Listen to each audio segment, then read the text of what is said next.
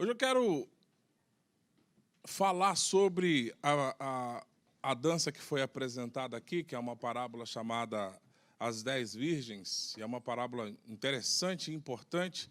Eu acredito que é uma das mais interessantes de você entender sobre ela, para que, na prática, você consiga entender em que momento você está para você transformar a sua realidade. Amém? Está no livro de Mateus, no capítulo 25, a partir do versículo de número 1.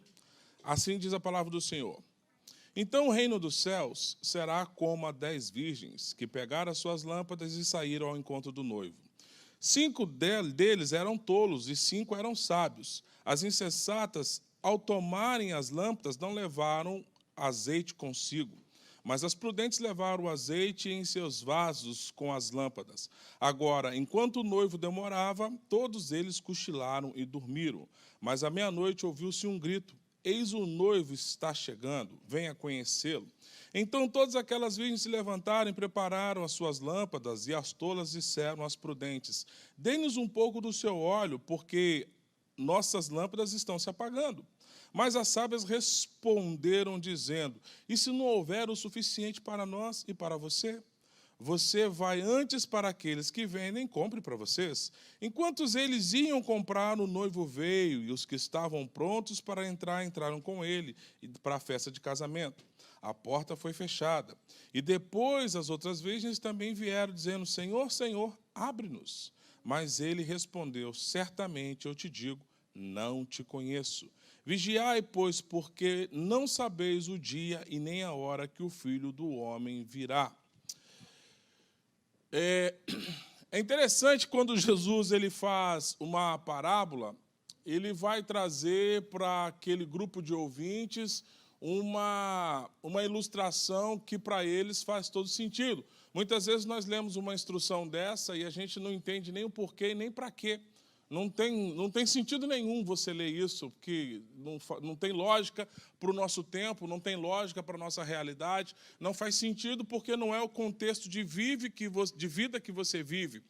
E esse contexto era um contexto de um casamento. Essas 10 virgens, elas eram as madrinhas. Elas eram pessoas que estavam ali esperando o noivo para que o casamento fosse iniciado. Então, elas não eram a noiva propriamente dito, mas eram as madrinhas de casamento. Alguém que foi convidado para participar da aliança. Alguém que foi convidado para participar de um tempo de comunhão. Alguém que foi convidado, e elas tinham noção do que ia acontecer. Era um casamento que ia acontecer à noite, então haveria uma procissão. Esse noivo ele apareceria de repente junto com seus amigos, e aquelas virgens, aquelas moças deviam estar preparadas para quando o noivo chegasse, elas conduzissem o noivo através das suas luzes até a chegada para o casamento, enfim. Então, ali era um momento onde a proposta era uma proposta de futuro, ou seja, o casamento é uma proposta de futuro, é uma visão para a linha do tempo à frente. Então, essa era a proposta desse evento. Então, aquelas pessoas que foram convidadas, elas certamente receberam os pré-requisitos do que ia acontecer naquele lugar. Elas eram conhecedoras daquilo. E o que eu quero que você entenda é que essa parábola é uma das mais importantes, uma das mais solenes, não por causa do tempo, mas por causa daquilo que foi falado, ou seja, a matéria que isso contém. Então, quando a gente vê essa instrução, quando a gente começa a entender o porquê dessa instrução, a gente começa a entender que isso é um farol para a igreja. A intenção dessa instrução é apontar a luz para uma posição. E quando aponta a luz, ela nos dá um destino. Então, é uma testemunha contra o descuido. Essa palavra é uma testemunha contra a preguiça. Essa palavra é uma testemunha contra a apatia, contra a indiferença. Então, ela clama aos pecadores: despertai, e ao mesmo tempo ela clama aos santos: vigiai. Então, essa palavra, ela quer alcançar as pessoas que estão ali naquele ambiente para entender o que pode acontecer e pode acontecer de maneira repentina, para que eles pudessem ter uma visão do que de fato ia acontecer. Então, eu acredito que as virgens que carregavam a lâmpada representam os cristãos que são professos na sua fé, aqueles que de fato fizeram uma confissão de fé. É a igreja visível de Jesus Cristo. Eu acredito também que o noivo representa o próprio Senhor Jesus. Eu acredito também, eu considero que as virgens tolas aqui são meros cristãos nominais. O que é um cristão nominal? É aquele crente que ocasionalmente ele é um crente, mas na sua grande jornada de vida ele é alguém comum, sem uma visão de fé profunda, ou seja, um crente não convertido. Tem desses, pastor? Uou! Né? Então, eu acredito que o óleo também é aquilo que alguns tinham, outros não tinham, ou seja, a graça do Espírito, a unção do Santo Espírito. Eu considero que o clamor da meia-noite é a segunda vinda de Cristo ao mundo, e creia você ou não, ele vai voltar. Considero que o casamento de sábios significa a recompensa dos crentes. E eu considero que o afastamento do tolo significa a exclusão final dos incrédulos. Então haverá um tempo, de fato, em que a palavra vai se cumprir aquilo para o qual ela foi destinada. E é importante eu entender em que contexto eu estou. É importante entender que fase da minha vida eu me encontro para saber se essa palavra ela é algo que me produz alívio ou é algo que vai me produzir preocupação. É importante discernir isso. Então, eu aprendo, em primeiro lugar, aqui, que a igreja visível de Cristo sempre será um corpo misto até que Cristo volte. Então, a igreja visível de Cristo, ela sempre será uma mistura. Ela sempre terá gente pronta e sempre terá gente distraída. Ela sempre terá pessoas envolvidas e sempre terá pessoas dispersas. Ela sempre terá pessoas convictas na sua fé e vai sempre ter gente que vai estar balançando na sua fé. A igreja de Cristo, ela é um corpo misto. Em segundo lugar, eu aprendo que esta igreja visível sempre vai estar em perigo de negligenciar a doutrina da segunda volta de Cristo. A igreja sempre vai estar em perigo para negligenciar o que está acontecendo. Eu aprendo, em terceiro lugar, que sempre que Cristo vier novamente, será um evento repentino. Vai acontecer e a gente não sabe em que momento isso vai acontecer. E, em quarto lugar, eu acredito que a segunda vinda de Cristo causará uma mudança imensa em todos os membros da igreja, tanto os bons quanto os maus. Então, eu quero tentar trazer a minha contribuição para esse ensino, para esse estudo, para que, de fato, nós possamos despertar, entender, compreender e nos ajustar para que a verdade do Evangelho seja algo pleno nas nossas vidas. Então, eu entendo que as virgens sábias, elas estão misturadas com as tolas numa só companhia.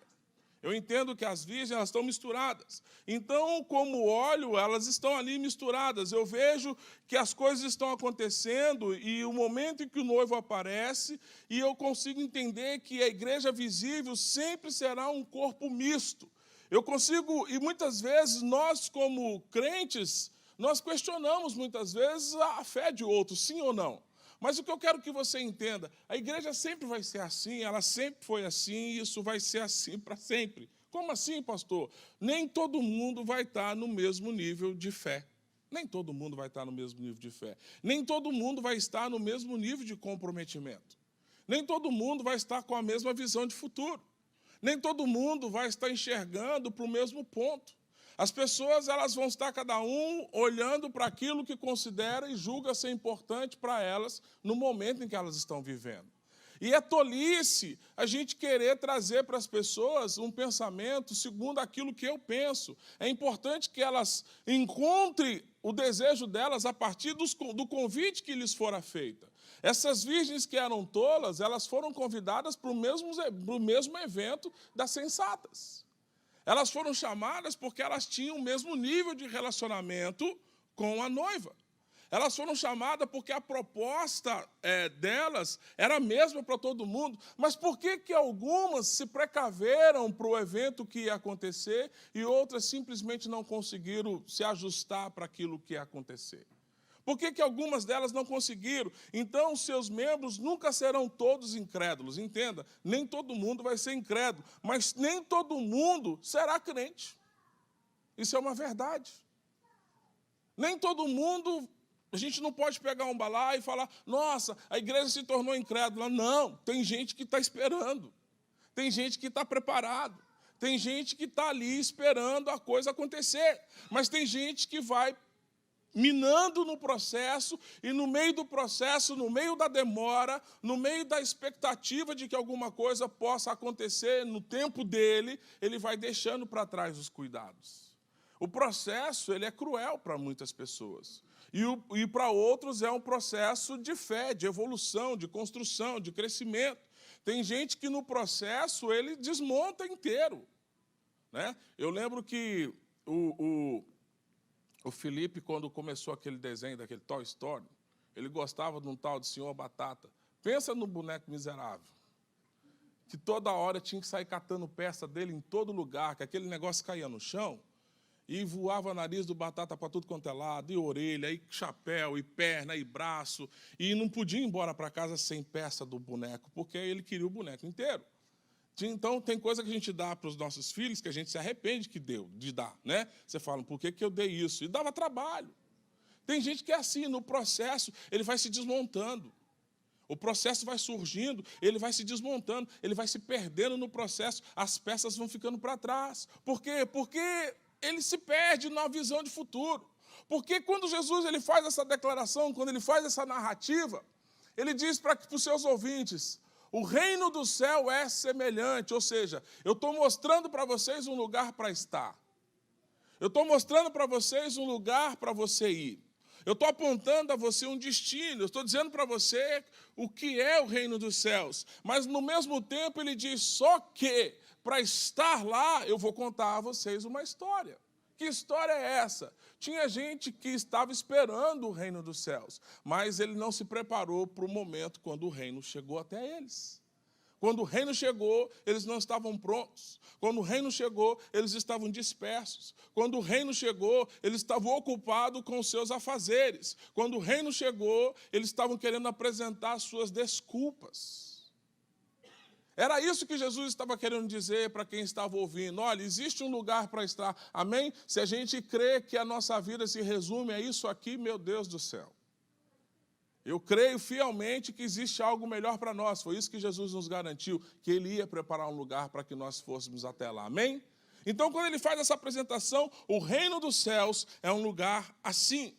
E Ele começa a trazer essa história. Então, eu não consigo encontrar aqui nenhum fundamento para a noção comum de que a igreja vai avançar gradualmente em direção à perfeição. Às vezes a gente fica querendo alcançar um status de perfeição inatingível. O que é alguém perfeito? Como estabelecer a definição do que é perfeito? Então eu não consigo entender, e às vezes nós como crentes, nós como frequentantes de um lugar, nós como participantes de uma comunidade, nós ansiamos pela perfeição uns dos outros. E eu quero que você entenda, não haverá essa unidade. Amém? Não haverá, mas isso não é motivo para eu entrar em crise. É motivo para eu entender se sou eu que estou gerando a situação ou sou eu que... Você entende o que eu estou querendo dizer para você nessa manhã? Então, não haverá, eu não consigo entender que a igreja vai avançar para um momento de perfeição. Que cada dia ela se tornará melhor e melhor, e mais santa até o fim. Eu não vejo garantia nenhuma para acreditar que o pecado vai diminuir na terra. Eu não quero ser aqui pessimista, não. Eu estou dizendo para você que essa é a realidade que nós vamos enfrentar. Cristo enfrentou isso nos dias dele. E nós vamos enfrentar isso nos nossos dias. O que eu preciso fazer é entender do que eu quero fazer parte. Eu preciso entender do que eu quero fazer parte. Eu quero fazer parte daqueles que estão se esfriando gradativamente. A palavra do Senhor declara que no final dos tempos o amor de muitos se esfriariam. Eu quero estar no meio dos muitos que estão esfriando, eu quero estar naqueles que estão aquecidos. Essa é uma decisão pessoal. Essa é a sua decisão. É você que escolhe. Eu quero ser daquele que vai manter o seu azeite ou quero ser daquele que vai sair para procurar azeite na última hora? Então, é algo que vai acontecer. Então, eu não tenho dúvidas de que a verdadeira religião, o evangelho, admite vazantes. O que é vazante? Quando você olha para um rio, você percebe que o rio tem saídas laterais. E essas saídas laterais abastecem outros rios, abastecem outros córregos, abastecem outros lugares. Então, eu consigo entender que a igreja, o evangelho, admite essas vazantes, esse fluxo no seu progresso. Existem estações, primaveras e inverno. É como a lua. A noiva de Cristo, às vezes, está cheia, caminhando com brilho, mas muitas vezes está sob uma eclipse que quase não é vista. Às vezes, nós estamos resplandecendo, brilhando. Às vezes, a gente está oculto, quase escondido. Então, é complexo a gente gerar expectativa no nosso coração que a gente vai, de fato, ver um negócio beirando a perfeição. Não quero desanimar você, não. Mas isso, segundo essa instrução aqui, ela não é possível. Amém?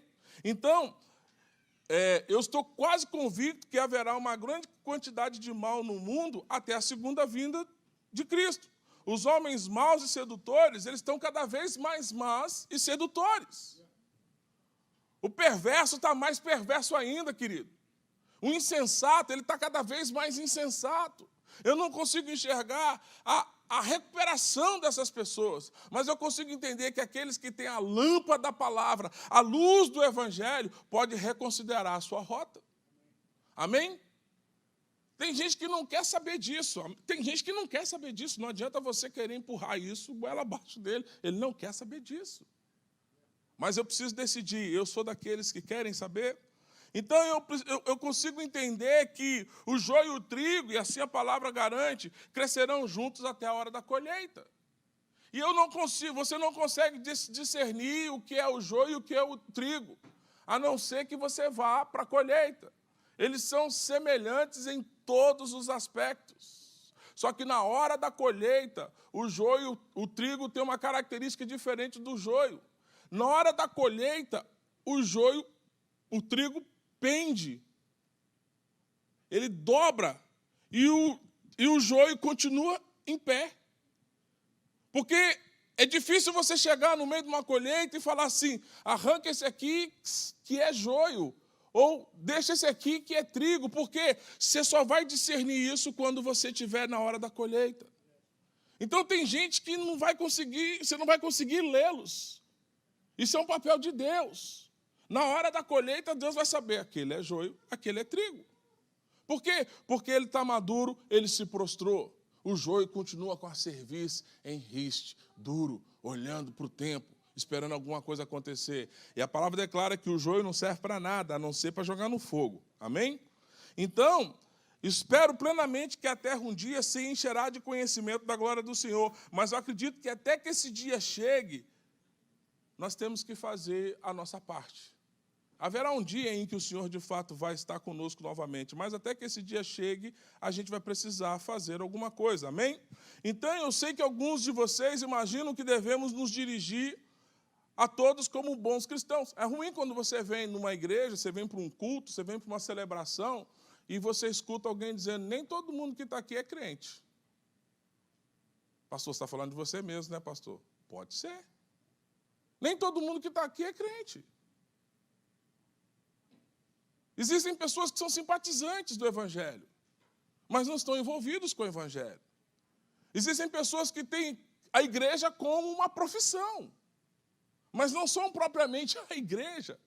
Eles não manifestam a verdade em suas vidas.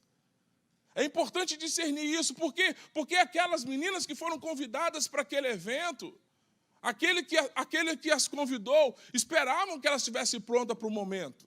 Amém? Então eu entendo que, em segundo lugar, a igreja de Cristo será sempre um perigo, um lugar perigoso para negligenciar a doutrina.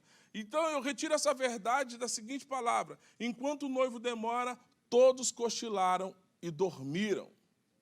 Pastor, eu não posso cochilar? Pode, o que você não pode é estar despreparado. Porque no momento em que chamar, você tem que estar com o seu kit pronto. Amém? Você tem que estar com o seu kit pronto. Então, assim, enquanto o noivo demorava, todos cochilaram e dormiram. Então, todos cochilaram não significa que é a morte de todos, embora muitos pensem assim. Na minha opinião, essa interpretação envolve muito mais uma inverdade, ou seja, que toda igreja que professa não estará morta quando Cristo vier. Paulo diz a seguinte instrução: nós, os que vivemos, permanecemos até a vinda do Senhor. Amém? Então, eu entendo que todo mundo corre. Paulo dá uma instrução ótima, que ele fala o seguinte: aquele que pensa que está de pé, tome cuidado para que não caia. Porque o que pensa que está de pé, ele está envolvido numa soberba absurda. Porque a nossa vida é manter-se tentando estar de pé todos os dias. Amém? Quando você levanta a cabeça e fala, achar comigo que eu garanto, uau, espera aí que alguma coisa está fora de ordem. Amém? Então, eu acredito que essas palavras devem ser explicadas como, pastor? É um evento em que essa parábola ela vai dizendo que a segunda vida de Cristo é simplesmente alguma coisa que vai acontecer e vai acontecer de maneira repentina. Então, o processo, ele não pode roubar de mim a visão de futuro, de que existe uma aliança dele para comigo. O processo não pode desanimar a minha fé, não pode matar a minha esperança. O processo não pode roubar de mim a luz da verdade. O processo, ainda que eu esteja cansado, amém? Ainda que eu esteja sendo combatido, isso não pode roubar de mim a certeza de que, num momento qualquer, o noivo virá. Amém? Então, se você entende isso, se você compreende isso, você vai começar a entender que, no momento qualquer, vai acontecer isso. Hoje nós estamos nos reunindo aqui, assim, eu sou dessa temporada, muitos talvez sejam desse mesmo tempo, em que eu lembro que uma vez eu fui falar para o meu pastor, na época que eu frequentava a Assembleia de Deus, nada contra a Assembleia de Deus, muito pelo contrário, agradeço tudo que sou, tudo que tenho, aonde eu cheguei, porque eu tive uma formação lá. Mas eles tinham uma linha de pensamento em que a gente não tinha que sair da igreja para fazer absolutamente nada, porque Jesus ia voltar. Eu lembro que eu ia fazer um curso, e para melhorar a minha situação financeira no trabalho, eu falei, vou precisar estudar, e durante 2 meses eu não vou estar na igreja durante a semana, somente aos domingos. E a palavra que eu ouvi dele foi assim, Jesus vai voltar, você vai estar lá na faculdade estudando. Aí eu não sabia se ria ou se chorava, se entrava em desespero. Eu falei, o que eu faço agora? Né? E se Jesus voltar e eu estiver estudando, como é que vai ser? Porque na minha cabeça, naquele momento, eu entrei em crise, porque eu precisava daquele avanço. Eu precisava daquele desenvolvimento. Mas eu ficava com medo de ir, e quando estivesse lá, Jesus voltasse. E se eu não tivesse, aí eu decidi ir. Graças a Deus porque fui, porque até hoje Jesus não voltou. Imagine se eu tivesse ficado lá esperando essa instrução. O que eu quero que você entenda não é estar fisicamente dentro de um templo que vai fazer com que você perca ou ganhe a sua salvação. É mantê-lo no seu coração, aonde quer que você esteja. Amém? Às vezes a igreja está cheia de gente vazia. Está todo mundo aí, mas o coração está onde? Está vivendo o quê e como? Essas meninas estavam lá esperando o grande evento do casamento. Mas na hora do vamos ver, cadê o azeite? Cadê o azeite? Nós perdemos a hora e perdemos também o azeite. E agora o que fazemos? Como resolveremos isso? Então essa é uma realidade muito mais perto de nós do que nós imaginamos. Porque nós deixamos de vigiar em todo o tempo. Quantas vezes durante a semana você percebe que o azeite não está com você? Quantas vezes durante o relacionamento, durante uma situação que você precisa tratar, quantas vezes você percebe que o azeite não está ali? Ele foi embora, a graça foi embora. Você precisou lidar com um problema e de repente a graça foi embora. Você não conseguiu ter a graça ali naquele momento. Você não conseguiu manifestar Cristo numa situação. Então, se você perceber, às vezes, isso é muito mais perto de nós. Às vezes, você vai responder uma situação e, quando você dá a resposta, cadê o azeite ali naquela resposta? Mas você é alguém que está esperando o retorno de Cristo, sim ou não? Então, é importante que você se comporte como alguém que esteja esperando, amém? A nossa necessidade do Espírito É importantíssimo, porque é sobre essas questões que nós vamos descobrir de fato quem nós somos. Então, essa é uma realidade dessa palavra. Então, eu quero expressar minha opinião sobre isso. Eu quero dizer para você, eu corro o risco de ofender as pessoas quando, de fato, eu me torno um cristão genuíno. Como assim? Porque o que você se tornando um cristão genuíno, você vai ofender a fé falsificada na vida do outro.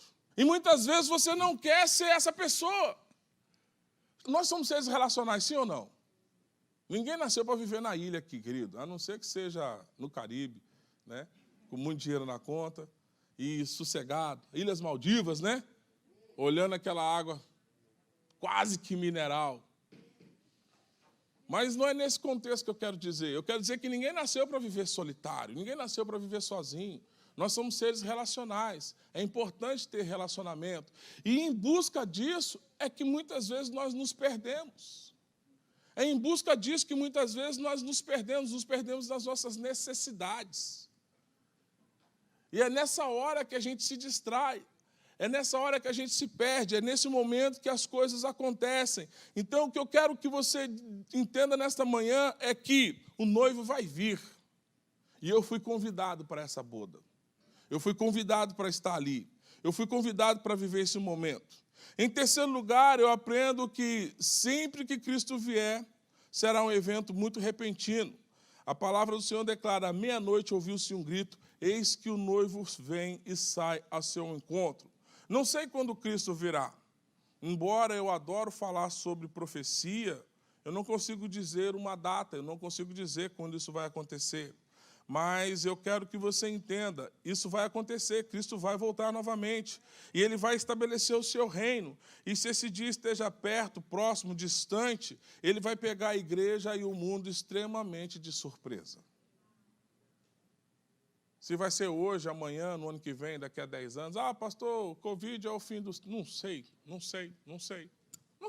Que dia que vai ser? Não sei. Ele mesmo disse que não estabeleceu quando vai ser. Tudo é conjectura, tudo é pensamento das pessoas sobre o que vai acontecer. Mas uma coisa eu sei, vai pegar todo mundo de surpresa. Inclusive quem estava ali esperando chegar com um tempo determinado. Era sabido dessas pessoas que ia acontecer aquele evento, mais cedo ou mais tarde, com atraso ou não, sem atraso ou não, ia acontecer. Mas pegaram as pessoas que sabiam que ia acontecer desprevenido. Imagine a gente que está envolvido em multidão de rotina. Multidão de rotina. Você sai, né? Quem de vocês desejou que o dia tivesse mais 2 horas? Já aconteceu isso com você? Você fala, ai meu Deus, quem dera o dia tivesse mais 2 horas. Ou seja, as 24 não foram suficientes. Quem dera a sexta-feira fosse esticada. Né? A gente fica desejando que as coisas aconteçam. Por quê? Porque muitas vezes a gente está desorganizado na nossa programação. Não é porque os dias e as horas que Deus fez foram pequenas, não, ou foram poucos dias de descanso, é porque a gente é desorganizado nas nossas atividades. Mas, meu Deus, só 2 dias de descanso. 2 dias de descanso. Mas por que você está cansado? Porque provavelmente você está desorganizado na sua rotina. Amém? Então, isso não significa que a gente pode mudar as questões, mas uma coisa eu digo para você, nós temos que estar pronto para quando Jesus voltar, e Ele vai voltar. Amém? Eu aprendo, em último lugar, que a vinda de Cristo fará uma mudança imensa em todos os membros da igreja, tanto os bons quanto os maus. A parte final dessa parábola diz que as virgens loucas ou tolas, as suas lâmpadas se apagaram. E elas, no seu discurso, elas disseram aos sábios, dê-nos um pouco do seu óleo. As suas batidas na porta foram em vão quando a porta foi fechada, clamando, Senhor, Senhor, abre-nos, abre-nos. E a admissão dos sábios que estavam prontos para a ceia das bodas na companhia do noivo. Todos estavam prontos para um motivo de reflexão, mas nós não temos tempo para pensar neles de forma em particular. Eu não tenho tempo para pensar, muitas vezes, naqueles que decidiram não estar preparados para o momento. É isso que o noivo declara. Senhor, Senhor, poxa, eu preciso cuidar agora daqueles que estavam preparados. Eu preciso voltar a minha atenção para aqueles que estavam prontos. Eu preciso voltar a minha atenção para aqueles que estão comprometidos. Eu preciso voltar a minha atenção para aqueles que, de fato, se preocuparam com esse momento. Eu preciso agora e não vos conheço. Não posso dar atenção a vocês nesse momento. Então, olha, hoje é um tempo em que a atenção está voltada para todos. Amém? Hoje é um momento em que os olhos dele estão voltados para todos, mas haverá um tempo em que os olhos dele serão removidos de você. Ou seja, agora eu não tenho tempo para você. Agora eu não tenho como te dar atenção. Agora eu não posso mais voltar-me a você. Agora eu preciso me ocupar para aquilo que eu vim fazer. Ou seja, aqueles que esperaram pacientemente e cuidaram para que esse momento acontecesse. Amém? Então essa é uma realidade que a gente precisa viver. E eu quero finalizar aqui, sabe? É importante que você vigie. É importante que você, de fato, se programe. É importante que você saiba que esse momento vai acontecer. É importante que você saiba que, até então, você foi convidado para isso. Você é alguém que vai participar do que foi feito, para o convite para o qual foi feito. Você é alguém que vai viver essa verdade plena. Você é alguém que pode participar disso e celebrar esse momento. Mas se nós não vigiarmos, nós poderemos ser aqueles que ficarão do lado de fora, na expectativa de que em algum momento a porta vai voltar a se abrir. Mas essa palavra declara que ela não vai voltar a se abrir. E é tão interessante que a salvação ela é individual e ela é intransferível. Eu não posso transferir a minha expectativa de ser salvo para ela ser salva. Eu não posso transferir a expectativa da minha esposa de ser salva e ela transferir isso para mim, para que eu seja. É individual. A salvação é individual. Mas o convite para isso foi feito para todos. A decisão, no final, ela é sempre sua. Você pode viver uma vida conectado. Haverá tempo de cansaço? Sim. Haverá tempo de pressão? Sim. Haverá processo? Sim.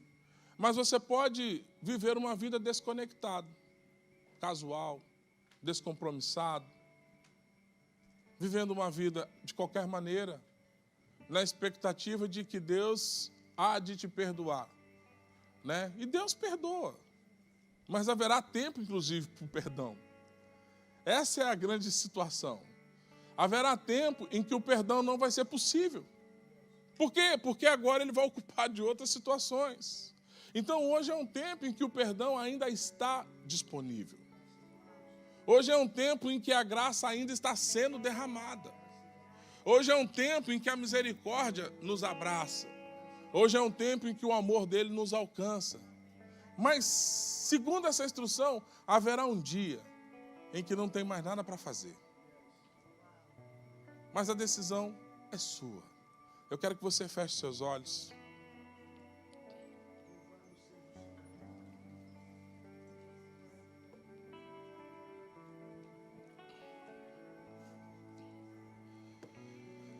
Pai,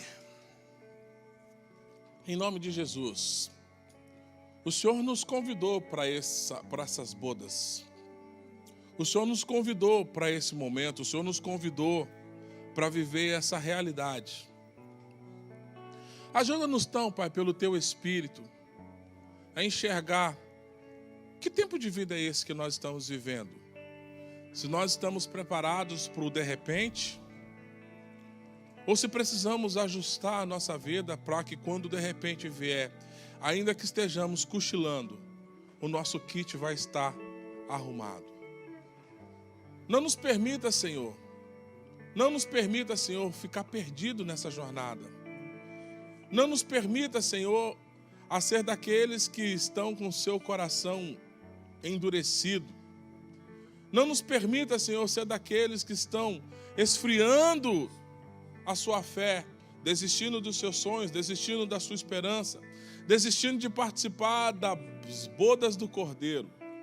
Pai, que nesta manhã nós possamos discernir esse tempo na Tua presença. Em nome de Jesus, amém.